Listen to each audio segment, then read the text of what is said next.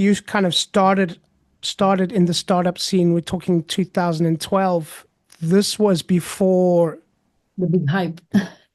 the big hype of Lisbon, the startup capital. Um, I mean, how have you seen the development of the startup scene, the startup world in Portugal? Because not just Lisbon, it's happening in. Yeah. There's incubators in a lot of different towns. There's one. I mean, I live in a little village outside of Abydos. There's a startup incubator right 500 meters from our house. It's incredible. But just yeah, tell us a bit about how you've seen the development. Especially after Web Summit that started here in Lisbon, I think that was the big Thank you, Paddy. Yeah, that was the big hype, of course, because it attracted some attention to our country, to people, startups from outside of Portugal started to establish here as well. So it was not only the Portuguese startups, but also international startups that came to Portugal. So I think from that point on, it was a big difference that we saw in the ecosystem. But from the beginning, maybe in 2012 when I started, it was not a big hype, of course, but still there were quite a few things, mainly in the capital, in Porto, so the two big cities that were more developed in terms of startup facilities, acceleration programs. But even in the beginning, when we started, we had to go abroad Yeah, to be a part of some big acceleration programs. So here in yeah. Portugal, not a big one. The first one I think that was really quite good was the BGI, the Building Global Innovation, that had a part of the MIT, and that's why we end up going to Boston, was because of that Okay. acceleration program.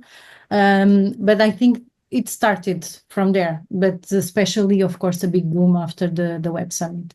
And from that Yeah. on, the evolution has been incredible, of course. Yeah, talk about crazy about sport. Those guys in Boston, the Patriots, the Celtics, they live for that Yeah. stuff.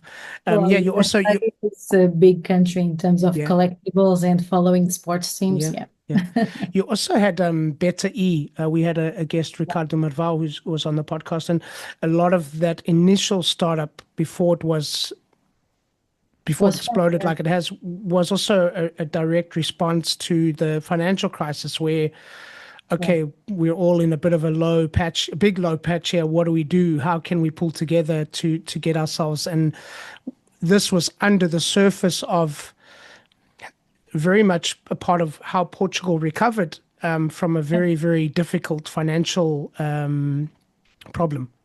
I think we Portuguese have that history inside of us, right? From the discovering parts of the world, we always go with whatever we had. Like a few days ago, I saw an image of comparing size of the boats and the caravelas, the boat that we launch from here until until the India.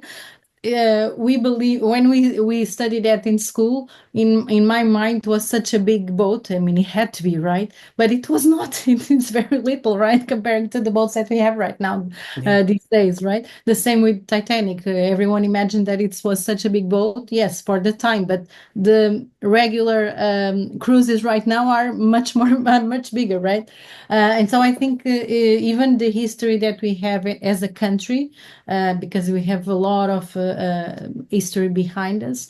I think it shows us that we have what it takes. If we want, we can reinvent ourselves, discover new things, new ways to do things.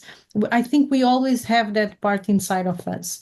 This might be some sad or fluffy moments, but I think No, when you no. study the history of Portugal, you see that people do those kind of things on a regular basis. We have a lot of people that invent things, even worldwide. If you see, there's a lot of Portuguese that have patents rights in big things that evolve over time. So part of that, it's why we also want to create new projects, create new companies, have new ideas, and the startups. I think that's part of it. That's part of our history.